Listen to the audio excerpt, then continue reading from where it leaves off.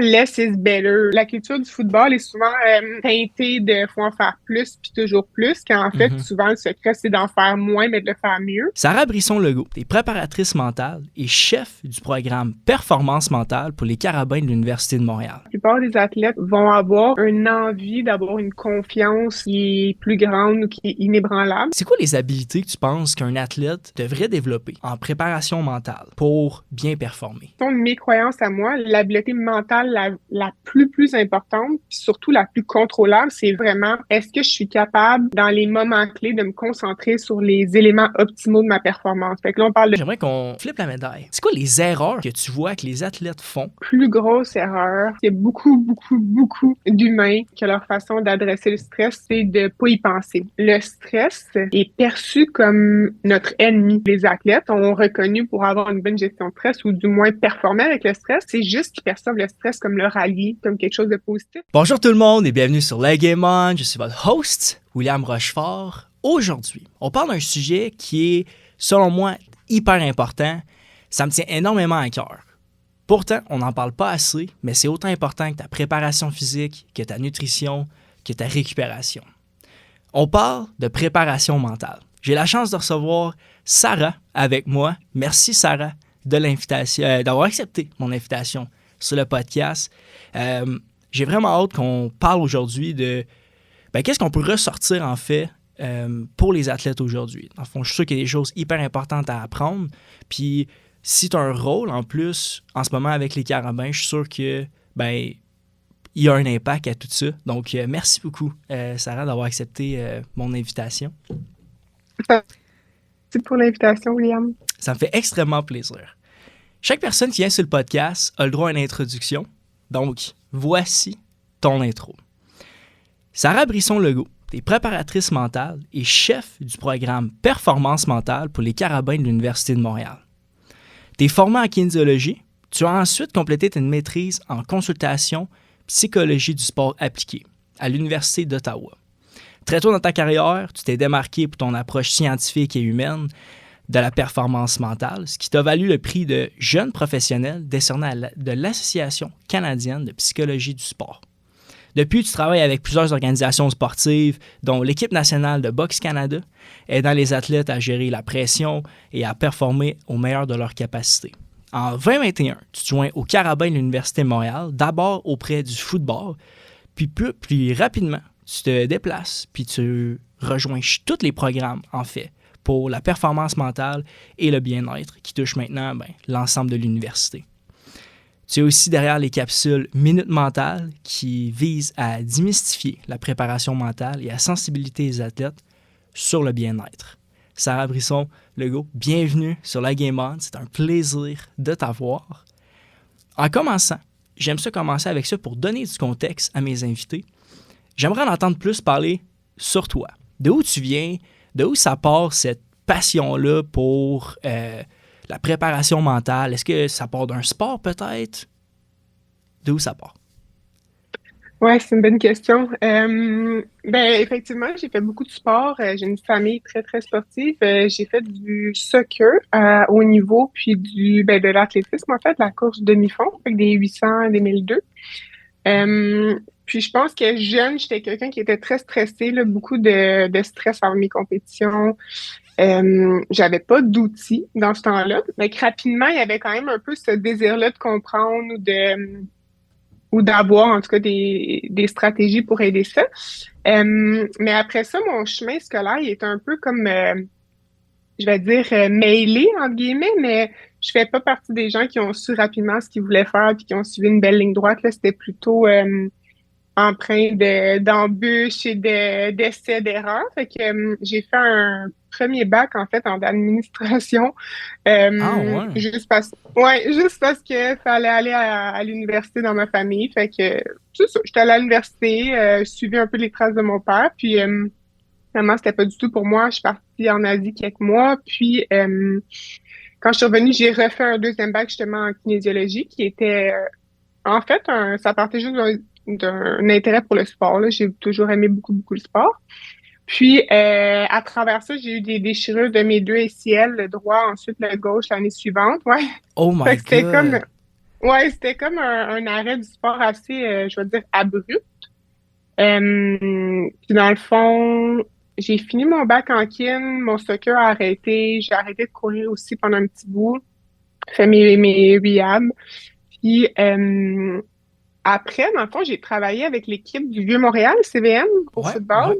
Une fois que mon bac en kin était en train de se terminer, slash fin de bac, fait que j'ai fait de la préparation physique pendant 3 ans avec eux, avec peut-être vous connaissez, là, mais un gym qui s'appelle Muniris Performance, j'adore, en fait. Puis, via eux, j'ai eu le contrat avec CVM. Fait que j'ai comme été rapidement dans le monde du football. Puis, tu sais, déjà, ça se dessinait, là, comme je faisais les gars couchés sur le bord du sideline, puis je les faisais visualiser ou des trucs comme Mhm. ça. Puis, c'était complètement, entre guillemets, out of my scope, là, mais je jouais un peu dans un terrain, justement, de préparation mentale en faisant de la préparation physique. Puis, justement, à travers ça, j'ai appris qu'il existait cette maîtrise-là, qui est une maîtrise de psychologie appliquée, fait que, qui est terrain et pas recherche, à Ottawa. J'ai postulé, j'ai pas été acceptée, j'étais en retard dans mon inscription, puis j'ai appelé, je pense, j'aime toujours ça raconter cette histoire-là, je pense que j'ai appelé comme 8 ou 9 fois pendant l'été, là, la directrice du programme qui est comme «Salut, je suis rendue sur la liste d'attente». Puis finalement, la journée de mes 30 ans, pile la journée de mes 30 ans, le 23 septembre, ils m'ont appelé pour dire hey, finalement, il y a personne qui s'est désisté, mais on veut des étudiantes comme toi qui sont motivées. Fait que si t'es toujours partante, on te prendra à la maîtrise à Ottawa. Fait que là, ben, j'ai lâché la maîtrise à l'UQAM pour switcher à celle d'Ottawa 2 semaines en retard. Puis me voici 7 ans plus tard en faire ça de ma vie. Ouais. Fait que c'est un peu Wow! ça le parcours. Aïe, aïe! Sérieusement, folle histoire. Bravo d'avoir osé, honnêtement. Tu sais, je pense que c'est important, tu sais, des choses, tu sais, d'oser comme tu as fait, tu sais, de prendre le téléphone, d'appeler. Je trouve ça vraiment cool, très inspirant, sérieusement. L'affaire qui est le fun aussi, c'est que les deux ICL, ça, Mm. ben, le fun, dans le sens que dans ton parcours, maintenant, tu sais comment réagir, peut-être, puis répondre aux athlètes qui ont des blessures, des graves blessures comme ça. Souvent que c'est très mental, là, revenir de ça, souvent. Là. Donc, le fait d'avoir cette expérience personnelle-là, probablement que ça doit vraiment aider là, pour ben, aider les étudiants. Là. Ben, j'espère. Je dis toujours en me présentant aux équipes que, tu sais, que j'ai vécu un peu toutes les situations possibles au sens où, tu sais, j'ai été déjà redshirt, j'ai déjà été Mhm. partante, j'ai déjà été en pleine santé, j'ai déchiré justement mes ACL, mais j'ai eu plein d'autres blessures, évidemment. Fait que, tu sais, j'ai comme vécu la gamme, je pense, des défis ou du moins le plus près, là, des défis qu'un sportif peut avoir. Fait que, j'espère que ça l'aide à s'identifier par moment, en tout Mhm. Écoute, je suis sûr que oui, mais pour mieux démystifier ça, j'aimerais que tu m'expliques dans tes mots à toi, c'est quoi la préparation mentale? Parce que honnêtement, quand on m'a référé à toi, on m'a dit faut que tu parles à Sarah, elle est super bonne, puis elle s'occupe de nous pour notre préparation au carabin en nage. C'est parfait, sauf que quand j'ai commencé à faire des recherches là-dessus, on connaît tout un peu la psychologie sportive et tout ça. J'ai lu un livre là-dessus, justement. Mais préparation mentale, différent. C'est quoi en fait? C'est quoi ça cas. veut dire? Qu'est-ce que tu fais?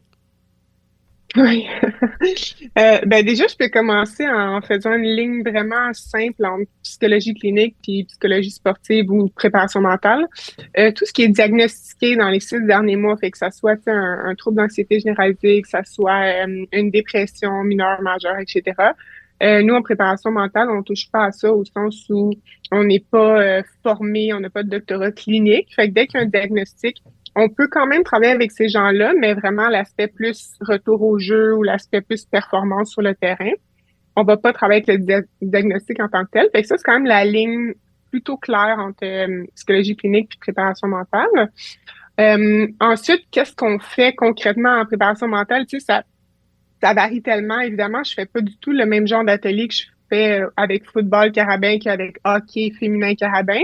Mhm. Mais en gros, tu sais, on travaille à développer des habiletés mentales. Puis pour développer ces habiletés mentales-là, ben, on propose des outils ou des stratégies. Fait qu'encore une fois, il y a la ligne entre quelle habileté je veux travailler. Donc, je donne un exemple concret. J'aimerais que mes athlètes soient meilleurs avec leur focus ou leur refocus, fait concentration ou la reconcentration après être distrait. Quel outil je propose pour ça? Ben là, j'en ai plusieurs. Tu sais, je peux avoir l'ancrage, je peux avoir de la visualisation, je peux avoir un journal de victoire, etc. Fait que généralement, selon justement le portrait qu'on dresse de l'équipe en début d'année, puis c'est quoi leur plus gros défi ou c'est quoi les trucs qu'on désire travailler avec l'entraîneur et moi, ben on est capable de se faire une périodisation, un plan de match, comme un peu en préparation physique. Puis Mhm. après ça, ben on travaille ces outils-là de différentes façons. Ça peut être soit dans une salle de cours pour développer justement un peu le côté cognitif, qu'ils comprennent qu'est-ce qu'on fait. Puis des fois, ça peut être aussi sur le terrain pour vraiment plus l'appliquer puis que ça soit plus concret. Tu sais. Mhm. Ça. Fait dans le fond, t'es vraiment là pour, ben, mettons en termes faciles, d'entraîner le mental des athlètes. Ouais, entraîner le cerveau. Mhm. Mhm. Puis c'est drôle, tu dis ça, on fait souvent cette analogie-là pour, je vais dire, pas vendre la préparation mentale, mais pour advocate, là, il n'y a pas de bon mot qui existe en français Mhm. pour dire ça, mais euh, tu sais, dans le fond, le cerveau, c'est comme un peu le physique au sens où si tu vas au gym, ça fait 2 ans que t'es pas allé puis t'espères faire un record personnel de bench press, des bonnes chances, ça arrive pas, tu sais. Mhm. Même chose avec le cerveau, si t'espères par magie tout d'un coup devenir bon à te reconcentrer après une grosse erreur sur le terrain, quand ça fait, exemple, 2, 3 ans que t'as pas fait d'erreur ou que t'as pas mis en application certaines de tes stratégies, ça risque d'être difficile, tu sais. Fait que Mhm. c'est ça, on entraîne le cerveau comme on entraîne le corps. L'affaire qui est intéressante, c'est que j'ai reçu sur le podcast Maxime Latour. Je ne sais pas si ça dit quelque chose. C'est un ancien joueur, en fait, retraité CFL. Il a gagné 2 coupes Grey, en fait. Puis ce qu'il me disait, en fait, il me racontait une petite histoire dans le podcast. Il me disait, tu sais, à un moment donné, on était en playoff, puis j'étais hyper malade. Sauf que lui, c'est un long snapper. Puis quand t'es un long snapper, il y a toi, sinon il y a personne. Fait qu'il a pas eu le choix de jouer. Puis il me dit, c'est une chose que j'ai remarqué, en fait, quand j'ai joué ce match-là, j'ai compris que la game était beaucoup plus mentale qu'elle était physique. Surtout, plus on vieillit, surtout à ce niveau-là, tous les gars sont prêts à jouer. Donc, il s'est dit, tu sais, c'est là que j'ai compris que si je me mettais dans un mindset que j'allais être capable de jouer, ben j'ai été capable de jouer même si j'avais de la misère à respirer, tu sais. Donc, non, c'est hyper intéressant que tu me dises ça. Chez les Carabins, dans le fond, j'ai vu que dans un article que vous, en début de saison, vous prenez toujours le temps de brosser un portrait mental de l'équipe. C'est quoi un portrait mental d'une équipe? Mettons, si on prend l'exemple de l'équipe de football. Mhm. Il y a différentes façons de le faire. Il existe des outils, et des questionnaires. Je suis pas la plus grande fervente des questionnaires, mais je pense que si c'est bien utilisé et en complément de autre chose, ça peut être quand même optimal. Il y en a un qui existe qui s'appelle le HomeSat, que nous, on utilise quand même beaucoup, qui évalue 12 habiletés mentales. Exemple, concentration, confiance en soi, engagement, discipline, etc. Puis, dans le fond, c'est un questionnaire que tous les athlètes remplissent, puis ça nous donne un espèce de note pour ces 12 habiletés mentales-là. Fait que déjà, en regardant ce questionnaire-là, c'est facile pour nous de dire, bon, peut-être la gestion de stress à travailler, au contraire, leur confiance, elle est super haute. Après ça, c'est à prendre évidemment avec des pincées, mais si on met ça en complément de ce que l'entraîneur nous donne comme un peu comme rétroaction de son équipe, Mhm. si on prend aussi notre année dernière, puis est-ce qu'il y a beaucoup de nouveaux recrues, est-ce que c'est la même équipe qui revient, mais on est capable quand même de dresser un portrait qui fait, ben, en tout cas, qui se rapproche de ce que l'équipe va être cette année. Puis là, on se fait un plan de match un peu à partir de ça, si on veut, pour l'année. Comme un athlète qu'on voudrait entraîner pour se rendre à une compétition A, ben, qu'est-ce qui est à prioriser en termes de préparation physique? Est-ce que c'est sa vitesse, sa puissance? Est-ce que c'est sa force, son endurance, etc.? Puis on se fait un plan de match, mais là, c'est un peu la même chose. Mais au lieu d'être des tests physiques, c'est des tests mentaux. Ouais, ouais. Est-ce que, mettons, quand il arrive pour prendre, tu sais, je sais pas à quel point ça peut fonctionner, mais est-ce que, mettons, quand il arrive, il faut prendre des décisions de semaine pour les matchs, que, mettons, les matchs de Montréal-Laval, où est-ce qu'ils sont des matchs énormes, est-ce que, mettons, dans la préparation mentale, quand vous brossez justement le portrait, est-ce que ça fait partie de toute la préparation à amener aussi au match puis préparer les gars? Mhm. C'est sûr qu'on choisit les sujets en fonction un peu des semaines, c'est des bye Ouais. week, etc. Comme quand on a un bye week, on a beaucoup plus de temps pour faire des ateliers, puis on va adresser des sujets du genre le repos mental, parce que là, c'est l'opportunité de vraiment, vraiment reposer leur cerveau, puis d'être intelligent avec leur repos, autant physique que Mhm. mental, parce que pour performer mentalement, il faut que ton cerveau se repose. C'est comme Ouais. pareil comme le physique. Mais après ça, pour prendre ton exemple de Montréal-Laval, euh, ça fait quand même 5 ans que je travaille avec l'entraîneur-chef qui est en poste présentement. Puis nous, les matchs de Laval, on les adresse vraiment comme des matchs normaux. On les rend pas plus gros, on les rend pas différents. On est conscient que c'est une rivalité qui existe depuis toujours. Mais tu sais, si on retourne aux chiffres des dernières années, en tout cas, nos chiffres sont bons contre eux. Fait que on voit pas nécessairement le bénéfice de traiter ce match-là comme étant vraiment gros puis catastrophisé. Fait que pour cet exemple-là précis, on l'adresse vraiment de la même manière que jouer contre Sherbrooke, McGill, Ouais. Concordia, peu importe. Mais effectivement, il y a une périodisation qui réfléchit en fonction de, tu sais, des repos, des bye week, puis du nombre de semaines sur lesquelles on joue, mais pas Laval Mhm. spécifiquement. OK, ouais, fait que c'est ça, les bye week. Ça, c'est intéressant que tu me dises ça. Ça veut dire que, tu sais, on bye week, ça veut dire que ça laisse, mettons, 2 semaines pour préparation à un match, whatever. Fait que le repos mental peut être mieux fait, je crois. Mhm. Tu sais, mettons, comment que vous organisez ça, mettons, parce que le bye week, intéressant que tu m'amènes ça. Qu'est-ce que vous faites de concret, mettons, pour préparer les gars? Ouais. Ben, nous, déjà, la culture de l'équipe, quand il y a des bye week, l'entraîneur-chef et moi, on est très alignés là-dessus. C'est on priorise le repos avant je vais dire une expression anglaise, mais tu sais, des fois, less is better. Là, c'est Ouais. la culture du football est souvent, je vais dire, teintée de faut en faire plus puis toujours plus, quand en fait, Mhm. souvent, le secret, c'est d'en faire moins, mais de le faire mieux. Fait que je te donne un exemple. La semaine passée, nous, on était en bye week puis on a pratiqué 3 fois. Fait que les gars, ils ont eu off. On jouait le vendredi à Sherbrooke, ils ont eu off le samedi, le dimanche, le lundi. On a pratiqué mardi, mercredi, jeudi, puis ils ont eu off le vendredi, le samedi, le dimanche. Puis on s'est revus juste le lundi prochain. Fait que c'est vraiment c'est 6 jours off dans leur semaine qu'on met de l'avant des idées de comment bien se reposer. Idéalement, tu t'éloignes des installations sportives. Tu vois des gens à l'extérieur de ton monde du football, ce qui est quand même un bon défi parce que dans le quotidien, ils sont toujours ensemble. Tu sais, Mhm. c'est une famille, puis ils étudient, ils pratiquent ensemble.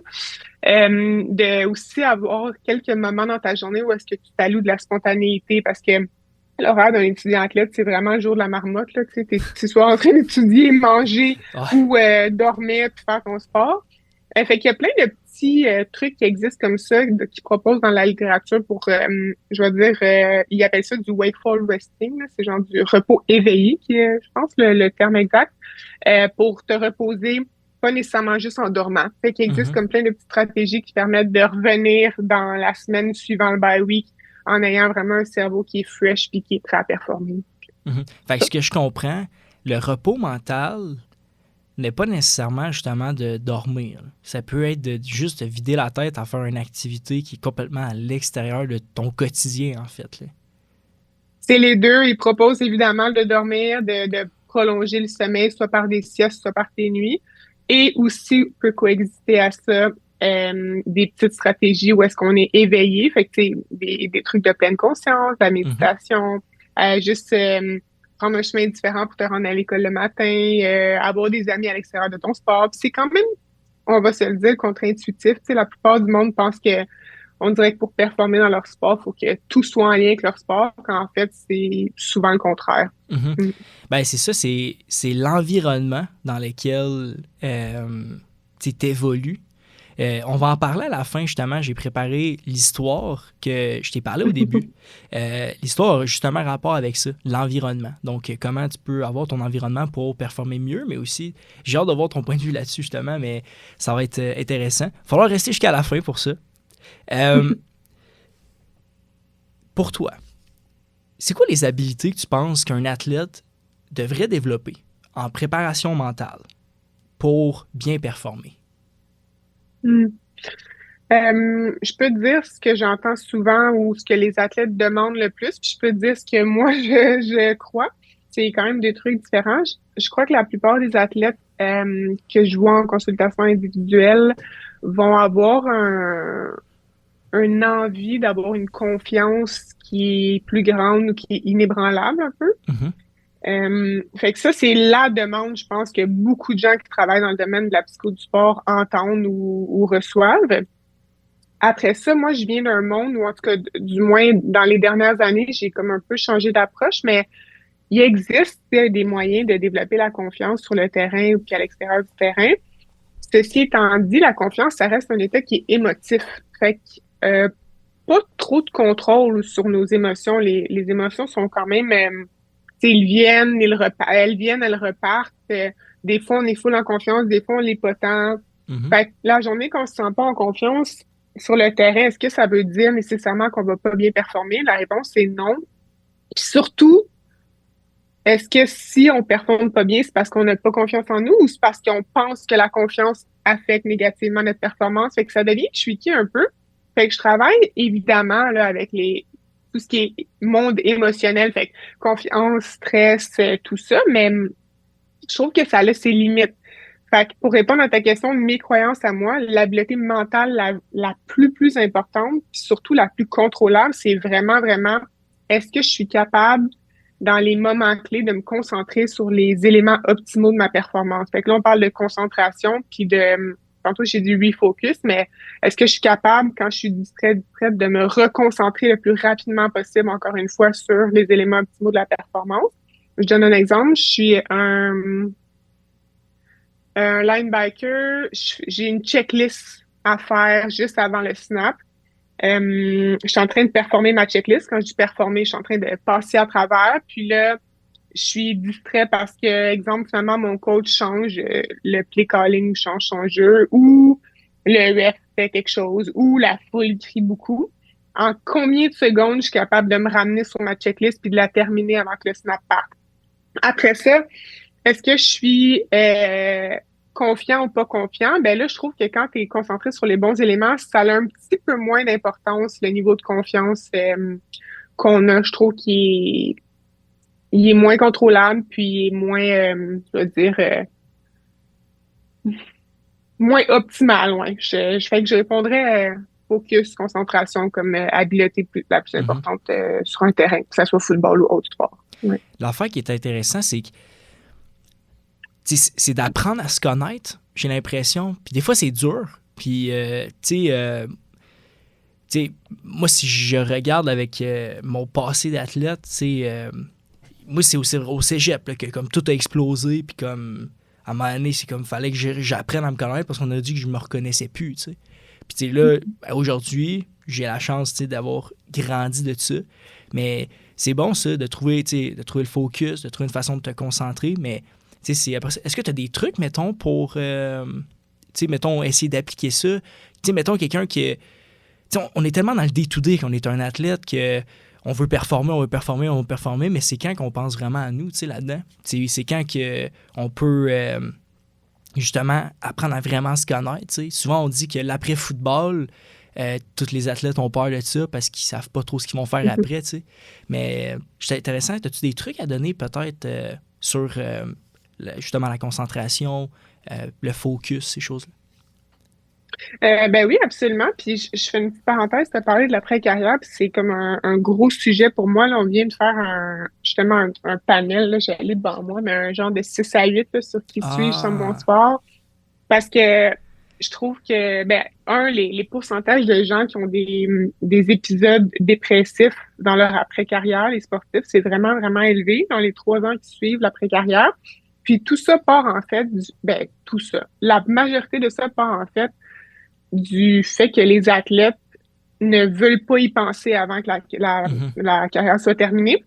C'est comme s'il y a un mythe qui roule un peu que si on pense à notre après-carrière tout de suite ou à qui on est sur notre sport, ben ça va affecter négativement nos performances quand en fait la science a suggéré tout à fait le contraire. C'est connais-toi sur ton sport, puis ça va même souvent enlever un peu de pression sur notre sport, puis généralement affecter positivement les performances. Fait que ça, nous, en tout cas, on l'aborde vraiment souvent. Puis c'est quelque chose que dans mes rencontres individuelles, je demande beaucoup, tu sais, qu'est-ce que t'aimes, qu'est-ce que t'as hâte de faire quand t'auras plus ça qui va occuper ton temps, t'es qui si t'as pas le football ou tel autre sport. Mhm.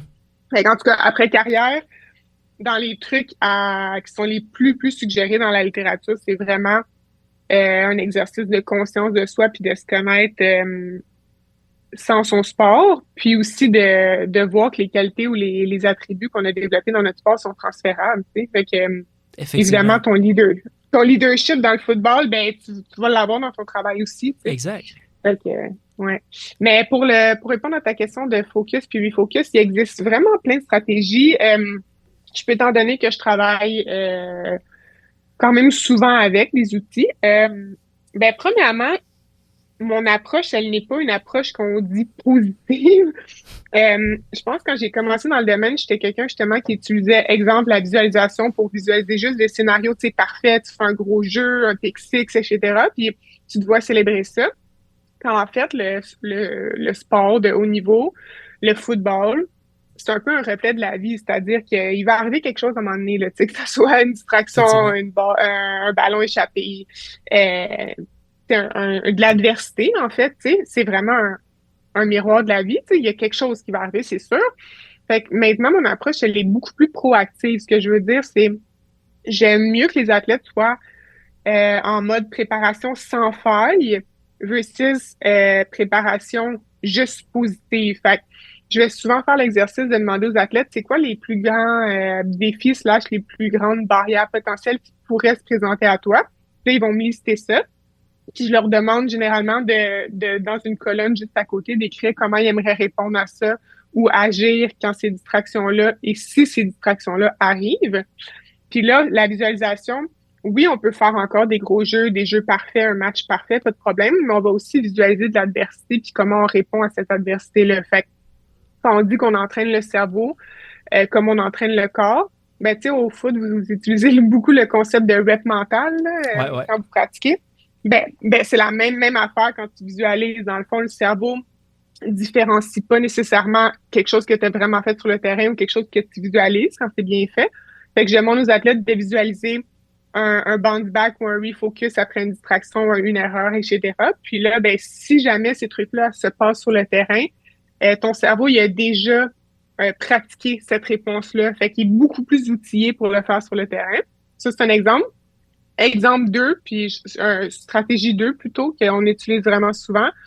C'est d'avoir, tu sais, les routines, tout le monde utilise des routines souvent Mhm. d'avant-match, mais il y a des bénéfices gigantesques à avoir des routines de post-erreur. Fait que, je donne un exemple.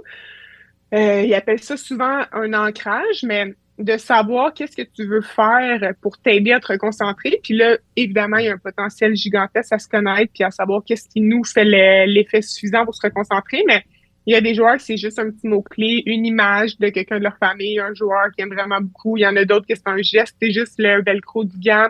Puis là, ils se disent locked in ou refocus, peu importe. Puis l'idée, en fait, c'est de pratiquer délibérément cette routine-là de post-erreur vraiment souvent pour qu'elle devienne automatisée.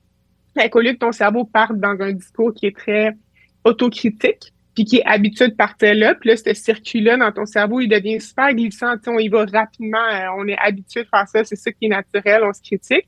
Ben là, au fur et à mesure que tu pratiques la nouvelle routine qui est, exemple, OK, c'est correct, next play ou telle image, puis là, tu mets de l'effort délibéré à pratiquer ça, ben à un moment donné, c'est ce chemin-là dans le cerveau qui devient plus naturel, plus facile, puis c'est lui qu'on utilise, puis l'ancienne façon à vient plus se pointer le bout du nez, tu sais. Fait que de préparer en amont une stratégie, une routine de post-erreur, de la pratiquer sur le terrain en pratique pour que le cerveau soit prêt à la pratiquer, à la faire, pardon, en match. Ça aussi, c'est quelque chose qui est vraiment bénéfique selon moi. Mm. Mhm. La, ben, sur tes deux exemples, la visualisation, j'aime beaucoup la façon comment tu l'amènes. Tu sais, moi, la visualisation que je connais, c'est justement la visualisation positive. Tu sais, je pense que tout le monde l'a fait, ça. Là. Tu sais, je pense que c'est quasiment naturel dans la nature humaine de vouloir le faire. Tu sais, moi, c'était Conor McGregor qui m'avait comme un peu initié à ça, dans le fond. Tu j'avais vu une vidéo de lui qui expliquait qu'il visualisait les knockouts qu'il allait faire de ses adversaires, puis il trouvait que c'était une des pratiques mentales qu'il faisait qui était le plus puissant. Donc.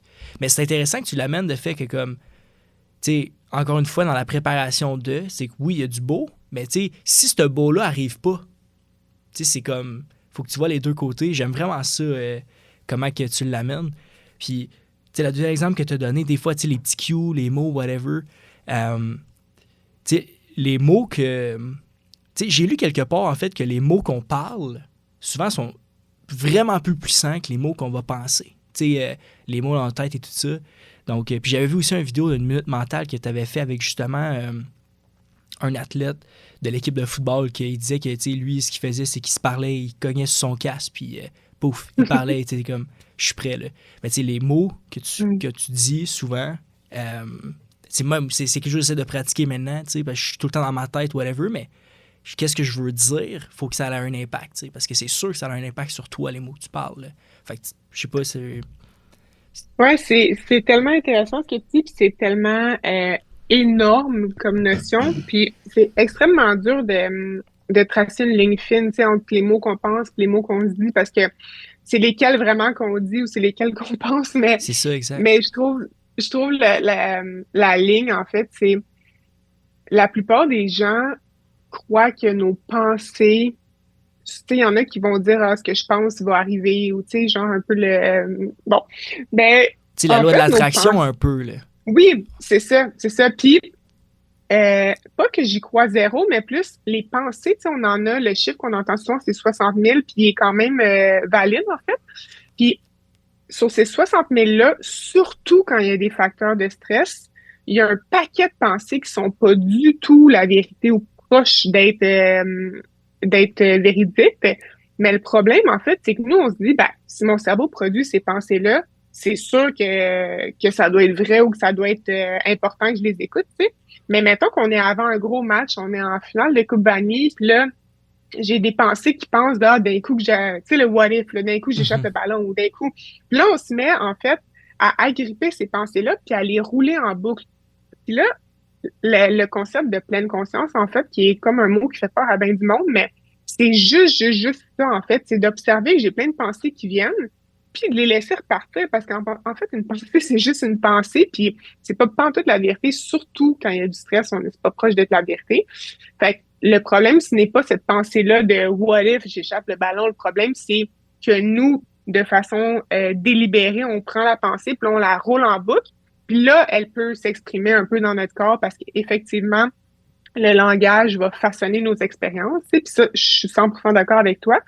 Fait qu'il y a quand même une différence entre les pensées qui viennent et repartent de façon très naturelle pour tous les humains et le discours ou le narratif qu'on décide d'entretenir. Fait que la partie un peu plus consciente, je suis d'accord avec toi, loi de l'attraction, ce que je décide de comment me parler va avoir un effet sur moi. Mais les pensées, par contre, qui font juste passer, repartir, venir, celles-là, si on les laisse juste venir, un peu comme j'aime bien l'analogie, de la gare de train, il y a plein de trains qui passent, puis tu regardes, puis à un moment donné, tu choisis dans lequel tu vas embarquer, mais évidemment, tu t'embarques pas dans tous les trains parce que, tu te rendras pas à destination, 2, tu vas être complètement brûlé, puis 3, ça fait pas de sens, tu sais. Fait que c'est un peu l'analogie de comment je décrirais la distinction entre justement les pensées puis le narratif ou le discours qu'on entretient.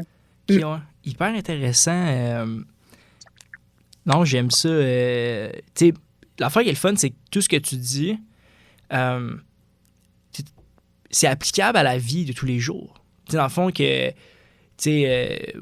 ton rôle, c'est de travailler avec les athlètes, mais comme la discussion qu'on a en ce moment, il y a plein de choses que tu dis que moi, je peux appliquer dans mes projets ou à l'école ou peu importe. C'est ça qui est le fun. Fait que, en fait, j'apprends aussi pas mal aujourd'hui, donc je suis vraiment content. On a parlé un peu du positif au début, de comment les essentiels que les joueurs devaient développer. Non. Par contre, j'aimerais qu'on flippe la médaille. C'est quoi les erreurs, souvent, que tu vois que les athlètes font, que tu observes quand vient le temps de soit gérer leur stress ou gérer la performance ou des fois on dit le stress de performance là. As-tu des trucs perso aussi à donner avec ça? Mhm. Euh, Vite comme ça, la plus grosse erreur qui me vient en tête, c'est justement en lien avec la gestion du stress, c'est ce qu'on appelle comme un mécanisme pour faire face au stress. Il y a beaucoup, beaucoup, beaucoup d'humains que leur façon d'adresser le stress, c'est de pas y penser. C'est ça, j'entends ça tous les jours de ma vie, là. Je suis super stressée avant mon match. Parfait, je comprends, ça arrive, c'est important pour toi. Qu'est-ce que tu as essayé de faire, tu sais, pour tempérer ou adresser ton stress?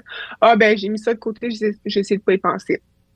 C'est le, l'analogie est un peu quétaine, là, mais je vais la redire parce que je la dis vraiment souvent, mais d'ailleurs, je l'ai lu dans un livre ou plusieurs livres, mais probablement dans un des livres de Sonia Lupien qui parle du stress beaucoup, puis elle dit, tu sais, quand je te dis, exemple, William, pense pas à un éléphant rose, ben, qu'est-ce qui se passe? Je vais passer un éléphant rose.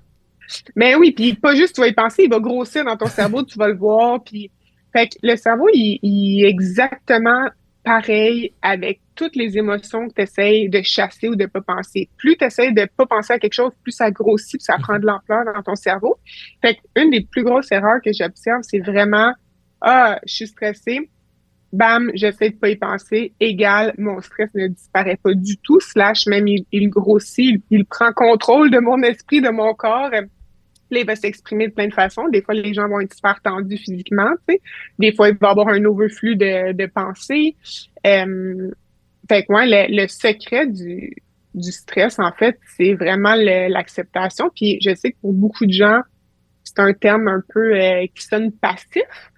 Puis, plein de gens qui me disent, ben, comment accepter le stress, en fait, est la solution pour le faire diminuer. Mais en fait, l'acceptation, c'est le secret de tempérer toutes ou de réguler, entre guillemets, toutes les émotions. Dès que j'ai une émotion, que ce soit vraiment, vraiment fâchée, triste, super anxieuse, super stressée, nerveuse, dès que je suis capable de me dire, hey, c'est correct que ça l'arrive, c'est normal, t'es juste humaine, tu sais, juste ça, il y a un genre de 20 livres qui vient disparaître de mes épaules, puis l'émotion, elle est beaucoup plus utilisable pour la performance versus pas y penser ou dans l'autre cas, qui est l'erreur, la deuxième erreur la plus souvent observable, je trouve, c'est l'espèce de combat, là, tu sais, quelque chose comme, au lieu de pas y penser, ça ressemblerait à comment ça, je suis encore stressée? Voyons donc, stresse pas. Tu sais, ça, on l'entend souvent, là, les coachs ou les, ou les amis ou les parents ou les teammates, là, ben ouais, on stresse pas pour ça. OK, cool, merci. Une chance, tu me l'as dit. Ça me fait un peu rire, mais ouais. Fait que c'est les deux erreurs, je trouve, que j'observe souvent pour le stress. Puis, en tout cas, je sais pas si, tu sais, c'est un bon truc, mais moi, le truc que je me donne, c'est, j'essaie de comparer, en fait, mes sentiments négatifs avec un positif. Fait que, tu sais, mettons, j'ai lu quelque part que le sentiment dans ton corps, là, les trucs chimiques, ou je sais pas comment ça s'appelle, du stress, ben, ça sécrétait la même chose que l'excitation. Fait que moi, ce que je fais, c'est que, mettons, hier, ça paraît con, mais hier, il a fallu que, en fait, c'était vraiment spontané. J'avais besoin d'aide, puis je fais un cours de 200 élèves. On a 200 élèves dans un cours, puis je fais un cours, on est beaucoup, beaucoup de personnes. Fait que j'ai besoin d'aide pour certains projets, puis j'étais comme, ben, quoi de mieux que de demander à 200 personnes? Fait que là, je suis hyper stressé, je vais voir le prof, puis je dis, hey, je peux juste prendre 30 secondes? Non. Sauf que dans ma tête, je me dis, OK, Will, prends un 2, là, t'es pas stressé, t'es excité de te parler à ces gens-là. Puis pouf, j'ai pris le micro, puis j'étais devant 200 personnes, puis boum, ça a parti, puis ça a super bien été, tu sais. Fait que, je sais pas, moi, je sais pas si c'est un bon truc ou whatever, mais en tout cas, ça a juste resté dans ma tête, puis je l'utilise depuis tout le temps, ce temps-là, aussitôt que je sens que j'ai un feeling, je le sais que je suis stressé, je me dis, OK, t'es pas stressé, Will, t'es excité d'aller faire ça. Fait que, je sais pas, c'est des petits trucs comme ça, des fois, que je me donne. C'est génial. Il y a quand même pas mal de sciences alentour de cet outil-là. Tu sais, j'en parle souvent, honnêtement. Il l'explique vraiment comme tu l'as expliqué que, en fait, c'est les mêmes symptômes physiologiques, tu sais, les mêmes mois que le cœur accélère, etc. Fait que, puis je vais finir la partie stress avec ça, mais parce que c'est tellement clé, je peux te proposer tous les outils du monde, que ça soit faire de la respiration, tu sais, un box breathing, faire une routine de pré-performance qui t'aide justement à faire diminuer le stress, la méditation. Il y en a qui vont faire du RMP, là, c'est relaxation musculaire progressive, mais en gros, c'est une contraction, relâchement. Ça, c'est surtout pour les gens que leur stress s'exprime sous forme de tension dans le corps. Mais tu sais, tous ces outils-là, pas de problème. Je trouve que ça fait un travail en surface, selon moi, parce que le plus gros travail de la gestion du stress, c'est ça que un peu t'abordes, en tout cas les grandes lignes, c'est que le stress est perçu comme notre ennemi. Puis le vrai travail, en fait, pour devenir meilleur avec notre stress, c'est un changement de perception. Ça, c'est le vrai travail profond, mettons. Fait que tu peux faire tous ces outils-là là, de respiration, de méditation, etc.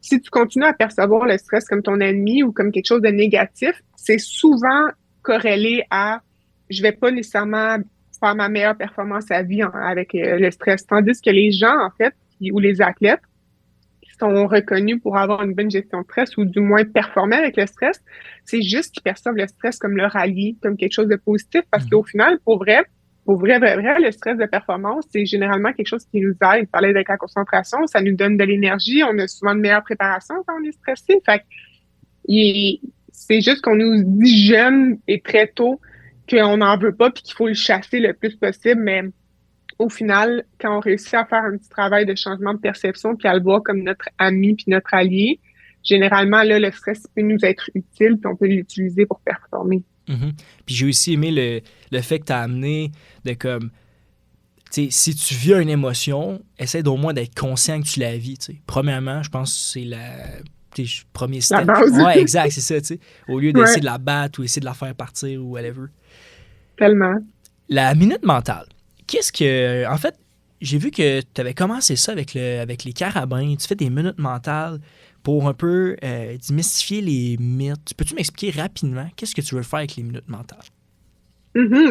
Quand on a commencé il y a 3 ans avec une collègue à moi qui s'appelle Laurence, qui est responsable aux communications, l'idée, c'était vraiment juste du contenu gratuit ou des connaissances gratuites qu'on voulait donner au monde des carabins. Fait étudiants, athlètes, juste étudiants, parce que les trucs s'appliquent, comme tu disais un peu tantôt, à différents domaines, tu sais, à l'école, au travail, etc. Puis, dans cette formule-là, c'est vraiment juste moi qui parlais d'un sujet. Fait, exemple, repos mental, puis là, j'avais 90/60 secondes pour parler de ça. Puis dans la dernière année, on l'a fait différemment. C'est peut-être ces minutes-là que tu as vues. Là, on a fait venir, en fait, on a filmé tout plein d'étudiants athlètes dans une journée d'accueil que les étudiants passent par un gros lieu de rassemblement, on leur donne des vêtements, etc. Puis il y avait un kiosque minute mentale, puis tous les étudiants athlètes qui voulaient participer sur base volontaire avaient le choix de 3 questions, dont, exemple, mon plus grand défi, un outil que j'aime utiliser au niveau mental, etc. Puis moi, ben, vu que je suis amenée à travailler avec les équipes, ben, je les connais bien, les étudiants athlètes, fait que des fois, je leur fais des suggestions, si, exemple, ils ont des doutes sur de quoi parler, tu sais. Puis, fait que là, on s'est ramassé avec un genre de 40 vidéos d'étudiants athlètes qui nous parlent de plein de trucs en lien avec la préparation mentale. Puis, on en a choisi une dizaine l'année dernière. Puis là, maintenant, la minute mentale, donc, c'est, exemple, un étudiant athlète qui nous parle d'un défi en quelques secondes et moi qui y réponds en quelques secondes. Fait que ça se veut très, très simple. Évidemment, ça ressemble pas à une séance de 1 heure avec un athlète que je fais dans mon bureau, mais ça peut être super le fun parce que c'est traduit, c'est vulgarisé. Puis l'idée avec cette nouvelle formule-là, c'est qu'en plus de donner des outils à notre communauté, ben on vient normaliser un peu la préparation mentale, la psychologie du sport. Les étudiants athlètes peuvent s'identifier à un autre étudiant athlète. Fait que là, il y a comme quelque chose d'encore plus cool, je trouve, avec cette formule-là. Puis de voir qu'en 2025, il y a des athlètes qui en parlent aussi ouvertement. Puis moi, ça me rend full heureuse. Fait que c'est un peu ça l'idée derrière. Écoute, si t'es ouverte à l'idée, j'aimerais qu'on en fasse une ensemble, rapidement, une minute mentale. J'aimerais te parler d'une expérience personnelle que j'ai eue quand j'étais joueur de foot, en fait. Moi, j'ai joué à Lennoxville, un cégep qui est reconnu en Division 1, tu sais, probablement un des plus connus, en tout cas le plus titré. Puis, qui dit plus titré dit énormément de pression, de performance. Et puis, quand je suis arrivé à ma première année, en fait, il y avait énormément de première année. En fait, on était une très grande cohorte.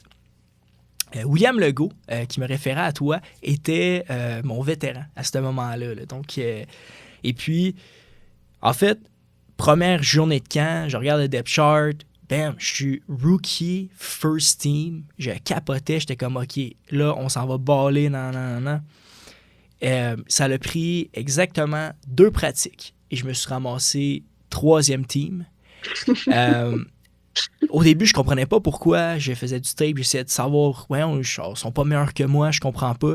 En fait, c'est en grandissant avec ça que j'ai réalisé que, en fait, j'ai arrêté de jouer au foot comme je le faisais tout le temps, mais j'ai commencé à jouer pour impressionner les autres. Je me mettais de la pression pour pouvoir starter. Mais en réalité, probablement que j'aurais starté si j'avais juste joué au foot comme j'ai toujours fait.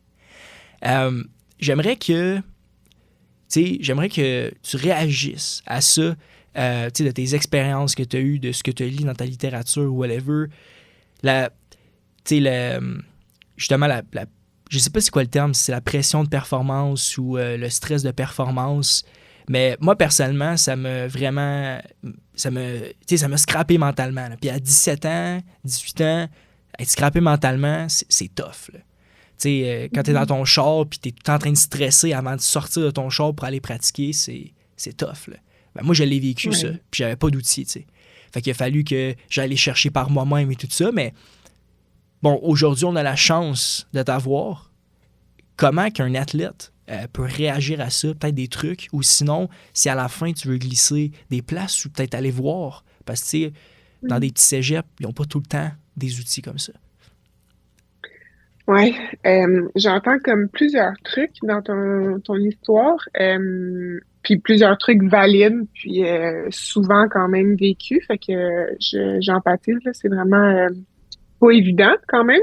Puis c'est vrai que l'environnement joue un facteur énorme sur les changements de comportement, fait que j'ai l'air de comprendre ce que tu me dis, puis tu me corriges si je me trompe, que le nouvel environnement a comme eu un impact sur le changement de mindset ou les raisons pour lesquelles tu joues au football. Puis, dans le moment, tu t'en es pas nécessairement rendu compte. Fait que le premier truc qui me vient en tête, c'est si les athlètes peuvent avoir un petit moment, que ça soit 2 à 5 minutes le soir pour juste self-reflect ou auto-analyser un peu leur journée. Il y en a beaucoup, nous, au Carabin, qui le font sous forme d'écriture. On a des journaux mentaux là, comme ça, mais en tout cas, je te le montre juste parce que il est vraiment cool cette année, mais comme ça, puis je leur fais un peu journaler, entre guillemets. Fait que ça l'aide vraiment beaucoup avec la conscience de soi puis mieux se connaître. Fait que peut-être ça aurait permis de t'attraper plus vite, exemple, à cet âge-là, ou de comprendre plus vite, mais du moins, une fois que ça, c'est compris puis que tu as réalisé que c'est vraiment un changement de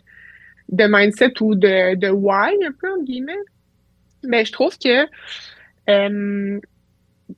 le mindset, c'est quelque chose qui se cultive. Fait que là, dans le fond, de juste faire l'exercice de te rappeler du pourquoi tu joues au football, c'est un peu quétaine, puis on entend ça souvent, mais l'idée, c'est qu'une fois que tu t'es rappelé ça, puis tu as fait une vraie job profonde de te questionner sur qu'est-ce que tu aimes de ton sport, puis pourquoi tu joues, ben là, la vraie job, c'est de le cultiver. Fait que nous, il y a des joueurs, par exemple, qui ont une feuille dans leur locker, puis qui vont vraiment leur lire, il y a des images, il y a des phrases, puis faut vraiment venir installer ce mindset-là de façon délibérée, que ce soit dans une routine de pré-performance, pré-pratique, ou que ce soit juste en réalisant justement des intentions en avant-pratique.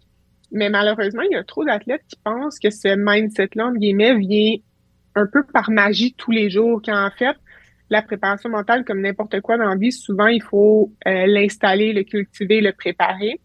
Fait que tant mieux s'il y a quelqu'un qui arrive à l'Enox puis qui a le mindset parfait dans le changement d'environnement puis qui réussit à performer dans son sport quand il est recrue, mais la réalité des choses, c'est que la plupart des recrues se mettent une pression énorme, puis là, le mindset avec lequel on performait avant disparaît. Puis ensuite, ben, c'est une notion de venir le réinstaller, mais ça prend du travail, tu sais, ça revient pas par magie. Fait que j'ai ça qui me vient en tête. Puis sinon, ben, le deuxième truc qui me vient en tête, c'est vraiment la partie comme autocompassion, je vais dire, qui est pas un mot super je vais dire, apprécié, mettons, dans le monde du foot parce que ça a l'air un peu d'un mot de douceur, mais en fait, en gros, l'autocompassion, c'est le remède de l'autocritique. Fait que quand on se met full de pression qu'on est sévère avec nous, on doit réussir à changer cette autocritique-là par un discours ou un narratif qui est un peu plus autocompassion. Puis en fait, c'est quoi l'autocompassion? C'est juste, plus je me donne le droit à l'erreur avant une pratique, plus j'accepte que je vais en faire des erreurs parce que c'est ma première année. Généralement, plus je performe avec un peu de la liberté, un peu de freedom, je suis loose quand je performe et donc je fais moins d'erreurs. Fait que je sais que c'est comme vraiment contre-intuitif, mais tous les athlètes qui arrivent à leur année 1 au carabin puis qui m'arrivent avec un défi similaire au tien, je leur dis accepte que tu vas faire des erreurs, c'est ta première année, puis ça va te permettre de moins en faire. Je sais pas si tu me suis un Ouais, peu, ouais, mais 100%. ouais, versus en fait, vous avez presque tous le même mindset, et je dois en faire le moins possible. Égal, j'en fais tout plein. Tu sais? Fait que c'est ça. Ça Effectivement. serait ça ma réponse. Mais non, certainement que ça l'aurait énormément aidé. Juste, tu sais, le journaling, là, je pense que c'est un super de bon truc pour les athlètes. Merci beaucoup d'avoir réagi à cette histoire-là. Puis, by the way, tu sais, ça m'a pris du temps avant d'en parler. Tu sais, ça m'a pris énormément de temps d'en parler. Avant d'en parler, tu sais, j'étais un peu tout seul là-dedans. Puis, tu sais, c'est tough, là. Mais, tu sais, aujourd'hui, j'aime ça dire que c'est qu'est-ce qui m'a aidé à devenir la personne que je suis aujourd'hui. Donc, c'est un peu de la façon comment je le vois. Le 27 novembre 2023, les Carabins de l'Université de Montréal remportent la Coupe Vanier. Qu'est-ce que ça prend pour créer une équipe championne? Wow, grosse question. Ça prend, euh, ça prend une connexion, une cohésion inébranlable, je pense. Moi, je suis certaine que cette année-là, tout part de ça. On avait un groupe d'athlètes qui était unis comme j'ai rarement vu. Puis d'ailleurs, c'est un de nos focus principaux à tous les entraîneurs, moi et les gars. Ça prend un groupe de leaders dans l'équipe. Je trouve que c'est comme quelque chose de vraiment, vraiment, vraiment important parce qu'au final, c'est eux qui passent bien plus les messages que moi ou le coach ou les préparateurs physiques. Les gars entre eux ont beaucoup plus d'impact l'un envers l'autre que nous envers les joueurs. Mm-hmm. Fait que capitaine, puis on en avait des vraiment, vraiment extraordinaires cette année-là. Puis sinon, je dirais, ça prend beaucoup d'attention aux détails. Comme justement, tu me parlais d'un livre tantôt, puis je sais pas si on finit avec ça, notre discussion, mais le, à ce niveau-là, les deux équipes qui arrivent dans une finale de Coupe Vanier sont prêtes physiquement, tactiquement, techniquement. Fait que c'est quelle équipe qui a été disciplinée avec les détails, que ce soit les punitions, quelle équipe qui a été la mieux préparée aussi en fonction de tous les détails. Tu sais, je te donne un exemple vraiment un peu banal, mais à ce niveau-là, pour moi, c'est gigantesque. Le froid, tu sais, il fait super froid, là, t'arrives en Mm-hmm. Albanie, ben nous, on a fait au moins 4 semaines de méditation dans le froid, les gars se mettaient en chest, puis on apprenait à Oh, wow. contrôler notre respiration dans le froid. Tu sais, ça a l'air anodin, mais je pense sincèrement que rendu en finale de Coupe Vanier, si je sais pas, 50% de nos gars qui gèrent mieux le froid que l'autre équipe, ça fait quand même un petit 1%. Tu sais, puis ces Mm-hmm. 1%-là, on arrive à ton livre, là, mais c'est des intérêts composés là, qu'on appelle. Exact. Fait que des 1% au bout d'un an, ça fait 37,78 fois meilleur. Fait que les détails sont giga importants pour Mm-hmm. moi. Ouais. Puis tu sais aussi, le froid. Moi, j'avais des champions de la Coupe Grey qui jouent CFL qui me disaient ça. Ils me disent il y a une grande corrélation avec le froid puis les gagnants. En fait, les équipes qui prennent le temps de se préparer la semaine avant la Coupe Grey dans le froid, donc à pratiquer à l'extérieur et non à l'intérieur, vont arriver à la Coupe Grey plus préparés, juste parce que il fait tout le temps froid à une Coupe Grey. On est au Canada, on va être réaliste, là. Fait que tu sais, c'est là que tu vois que si sur le sideline, les gars, ils sont comme ça puis ils ont tout froid, ben c'est probablement parce qu'ils ont pratiqué en dedans, tu sais. Puis l'autre côté, s'ils ont pratiqué dehors, eux, ils sont prêts parce que s'il fait 4 degrés, ben sont habitués de pratiquer à 4 degrés. Donc, non, effectivement. Tellement. Le fameux livre que tu me parlais, on parle de Atomic Habits de James Clear. C'est ma lecture qu'en ce moment j'ai sur ma table de chevet, qui est vraiment super de bon livre. Je suis à créer des bonnes habitudes pour essayer de devenir... qu'est-ce que tu peux faire, justement, les petits 1% qui peuvent te permettre d'être meilleur à tous les jours. Il parle d'environnement dans le livre, qui est un grand aspect, qui parle de l'entourage que tu as, rendre ton entourage pour faire en sorte qu'il te permette de réussir. Il raconte une histoire dans son livre. C'est un homme qui s'appelle Laszlo Polgar, qui était un big believer du hard work. Ses croyances, il pousse à dire qu'une bonne pratique puis le développement de bonnes habitudes peuvent amener des enfants à devenir un génie dans n'importe quelle discipline. Dans le fond, il a voulu tester ça avec ses propres enfants. C'est côté éthique, on en reparlera, mais en fait, lui, il a choisi les échecs. Était la discipline en question, puis il a décidé d'élaborer un plan. En fait, ces trois filles qui sont devenues des prodiges des échecs, ils ont été élevés dans un environnement 100% juste d'échecs. Dans les corridors de leur maison, dans leur chambre, on parlait juste d'échecs. La seule affaire qu'ils voyaient, c'était des Grandmasters et tout ça. Les résultats. Il y a eu 3 filles. Suzanne, sa plus vieille, à 4 ans, elle gagnait contre des adultes.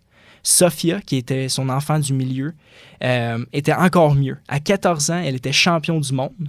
Puis Judith, qui est la plus jeune, elle a vraiment explosé. Était la meilleure des 3. À 12 ans, elle était classée dans le top 100 mondial. Puis à 15 ans, elle est devenue la plus jeune Grandmaster des échecs. C'est une histoire sur l'environnement, d'une personne, à être entouré des bonnes personnes, mais aussi d'avoir un environnement qui te permet de, justement, gagner, aller plus loin. Qu'est-ce que tu peux faire? J'aimerais avoir ton point de vue là-dessus. Dans le fond, de tes expériences, mais aussi, pourquoi pas, qu'est-ce qu'on peut faire peut-être en tant qu'athlète pour gérer notre environnement pour nous permettre de performer quand vient notre match? Je suis comme divisée dans l'histoire, puis probablement que tu t'en doutes, là, mais je connais quand même beaucoup d'athlètes qui ont eu, je vais dire, un environnement qui est similaire ou qui se rapproche à ça au sens où mettons, on prend l'exemple de Tiger Woods, là, qui est quand même une histoire connue, puis c'est ça, c'est du golf et son père l'aimait au golf très tôt, etc. Moi, j'en ai quand même des athlètes dans mon environnement que j'ai travaillé avec, que je travaille avec, que ça ressemblait à ça, puis qui sont vraiment tannés / n'ont plus de plaisir à performer dans leur sport assez jeunes.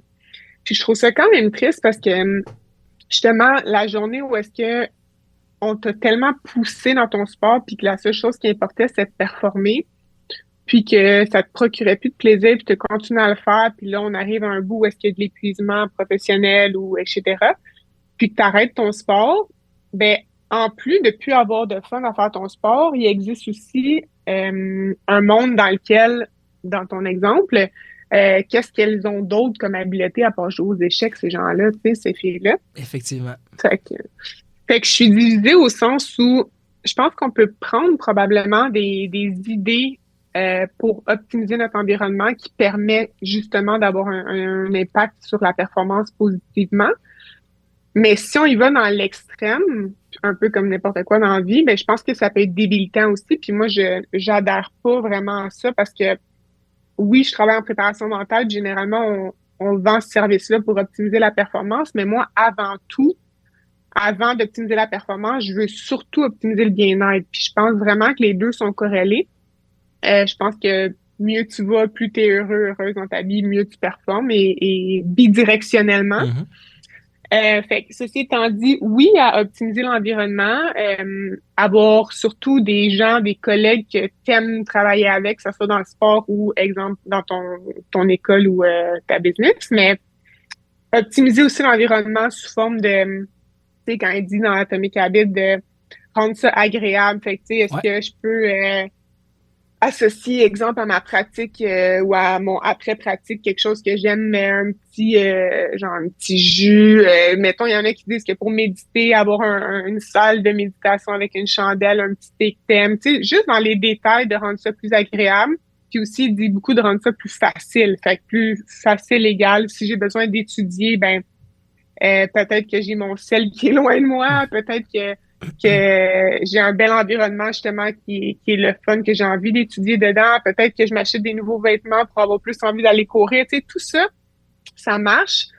Mais je trouve c'est ça, la distinction, c'est juste de pas devenir fou avec ça. Puis l'exemple des échecs, je trouve que pour moi, en tout cas, évidemment en n'ayant pas toute l'information de l'histoire, mais ça me semble à première vue trop extrême. Puis Mhm. j'ai l'impression que ça l'affecterait le bien-être sur le long terme. Puis je serais curieuse de savoir si ces enfants-là jouent encore aux échecs aujourd'hui, Ouais, mettons. Puis exact. à quoi ressemble leur vie. 100%. Mais, tu sais, l'exemple qu'il donnait, justement, tu sais, c'était... il commence tout le temps un chapitre avec une histoire, puis dans le fond, euh, il a mis cette histoire-là, justement, pour parler que, OK, oui, l'environnement dans lequel tu grandis a un impact, mais des fois, ça peut être trop extrême aussi, tu sais. Fait que, tu sais, oui, ils ont Ouais. peut-être eu des résultats, mais comme à 15 ans, t'es Grandmaster, après ça, tu fais quoi, tu sais. Fait que... C'est ça, c'est résultat au prix de quoi, tu sais, Exact. dans le Puis, fond. tu sais, c'est pour ça, il y a ce côté-là qui est un peu, mais c'est pour ça que l'aspect de mettre, tu sais, trouver une façon de le rendre le fun. Puis, non, j'aime énormément. Merci beaucoup, Sarah, d'avoir pris de ton temps, d'être venue sur le podcast. C'est très apprécié. J'espère que tu as aimé ça. Euh, Oui, ça me fait pas le plaisir. C'était vraiment des bonnes questions. J'ai aimé ça beaucoup. ouais, ben écoute, merci beaucoup.